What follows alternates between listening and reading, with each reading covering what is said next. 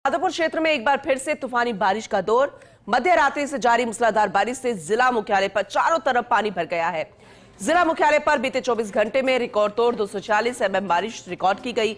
लटिया नाला बह रहा है पूरे तरीके से ओवरफ्लो होकर। पुराने शहर में फिर से एक बार जलभराव की स्थिति। मूसलाधार बारिश के चलते छलकने लगे अधिकांश बांध। जिला प्रशासन के अधिकारी फील्ड में निकले हैं ये जानने के लिए कि आखिर किस तरह की सिचुएशन बनी हुई है। बात अगर पुराने शहर की करें तो एक बार फिर से वहां पर स्थिति बेकाबू होती हुई नजर आई। मूसलाधार बारिश की वजह से जो स्थिति बनी देखिए तस्वीरों में नजर आ रहे हैं। हालांकि जिला प्रशासन के तमाम अधिकारी फील्ड में भी उतरते नजर आए। संदीप हमारे सहयोगी हमारे साथ जुड़ चुके हैं, ज्यादा जानकारी उनसे लेंगे। संदीप, क्योंकि स्थिति बेकाबू हुई, अव्यवस्थित होती नजर आई, एक बार अपडेट कीजिएगा किस तरह की अभी सिचुएशन बनी हुई है और किस तरह के एहतियातन कदम प्रशासन की तरफ से उठाए गए। देखो पूनम, बताना चाहूंगा कि जो बीते दिवस से सवाई माधोपुर जिला मुख्यालय सहित आसपास के क्षेत्र में जो पुनः एक तरह से एक ब्रेक के बाद जो मानसून का दौर शुरू हुआ है, तो मानसून का दौर जो है एक तरह से बेकाबू सा हो गया है। वो तूफानी बारिश का दौर शुरू हुआ है और हालात ये है कि सवाई माधोपुर जिला मुख्यालय सहित आसपास के क्षेत्रों में पूरी तरह से जलभराव की स्थिति हो गई है। जो लटिया नाला है वो पूरे वेग से बह रहा है और मैं बताना चाहूंगा पूनम की वही लटिया नाला है जो करीब 25 दिन पूर्व जब बारिश हुई थी तो उसने पुराने शहर जो क्षेत्र है सवाई माधोपुर का, उसमें एक तरह से हालात बेकाबू कर दिए थे। घरों में जो है 7-7, 8-8 फीट तक पानी जो है भर गया था। लोग कई दिनों तक भूखे प्यासे रहे थे और हालात कमोवेश उसी तरह के आज से नजर आ रहे हैं। हालांकि जो बारिश का दौर है वो मध्य रात्रि से तेज बारिश के रूप में शुरू हुआ था और सुबह करीब 5 बजे के बाद जो है रिमझिम बारिश का दौर शुरू हुआ है। लेकिन उसके बावजूद जो पानी का वेग है, जो प्रवाह है, वो पूरे अपने प्रवाह से बह रहा है। और हालांकि से बारिश का ज्यादा क्षेत्र में ज्यादा बारिश हुई है तो जो बांध है उनमें भी पानी की तेज आवक हुई है और अधिकांश बांध 2 से 3 फीट चादर जो है पानी की उन पर चल रही है। सबसे बड़ी बात करें जो NH 552 है जो मध्य प्रदेश से सवाई माधोपुर को जोड़ता है, उस पर जो उघाड़ की पुलिया है वो भी पूरी तरह से क्षतिग्रस्त हो गई है। ऐसे में मध्य प्रदेश का राजस्थान से जो सवाई माधोपुर होते हुए होता है वो संपर्क अभी कट गया है। और सबसे बड़ी बात यह है कि पिछले करीब 25 दिन पूर्व जब ये बारिश हुई थी तब भी यह पुलिया जो है क्षतिग्रस्त हुई थी।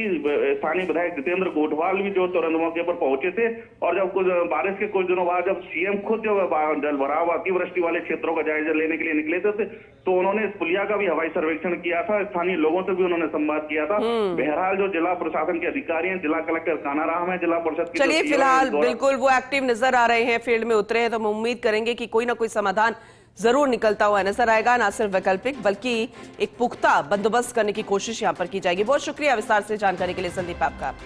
जहां बिजोलिया से अहम जानकारी, रात भर हो रही मूसलाधार बारिश से बाढ़ के हालात बन गए। तिलस्वा महादेव में बारिश से कहर बरपाया। तिलस्वा महादेव में एरू नदी बह रही है, खतरे के निशान से ऊपर। निचली बस्ती के घरों में पानी घुस आया।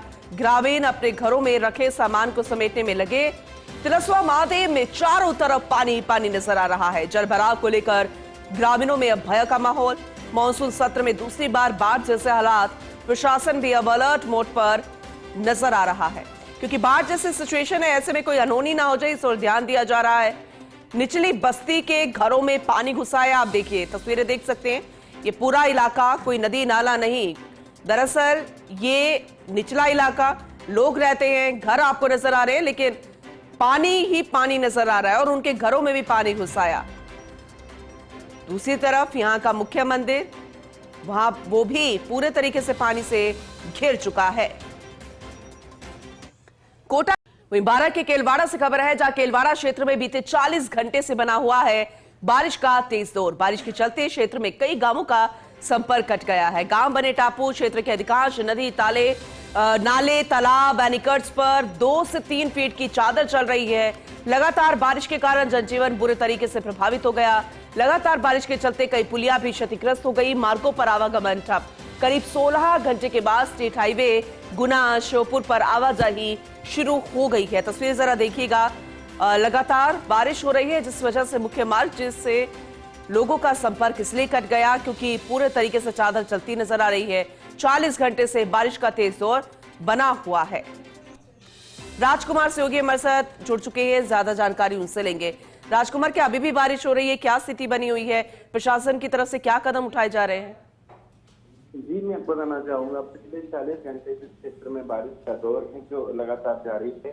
और बारिश के कारण आम लोगों का जनजीवन है पूरी तरह से अस्त व्यस्त हो गया है। क्षेत्र के जो नदी नाले हैं वो उफान पर चल रहे हैं और अधिकांश जो पुलिया है उन्हें क्षतिग्रस्त हो गई हैं, तेज नाव टापू बने हुए हैं और जी लोगों को खासा समस्या का सामना करना पड़ रहा है। चलिए ठीक है, अपडेट हम आपसे आगे भी लेंगे। फिलहाल बहुत शुक्रिया इस जानकारी के लिए आपका, राजकुमार।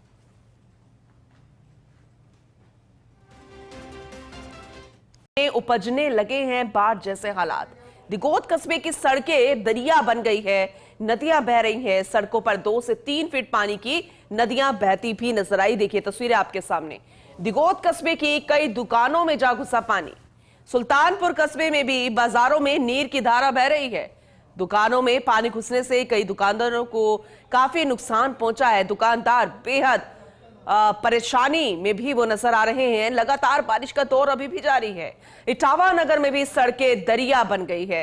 प्राकृतिक ये कारण है कि उनका नुकसान, लेकिन कोशिश प्रशासन की तरफ से की जाती है कि जल निकासी हो। जब इस तरह के हालात हो, बारिश ज्यादा हो, मॉनसून इतना बेहतर हो, बारिश ज्यादा होती है तो फिर जल निकासी की व्यवस्था प्रशासन को करने होती है, ना कि उस इलाके को ऐसे बना दिया जाता है कि बारिश हो तो वो दरिया और नदी नालों में तब्दील हो जाए। दिगोद में अब बाढ़ जैसे हालात उपजने लगे। अब देखने वाली बात होगी कि इस समस्या का समाधान प्रशासन यहां पर कैसे निकालता हुआ नजर आएगा, किस तरह से जल निकासी की व्यवस्था यहां पर होती नजर आएगी, क्योंकि बाढ़ जैसे हालात जैसी स्थिति फिलहाल अभी ऐसी उत्पन्न होती नजर आ रही है।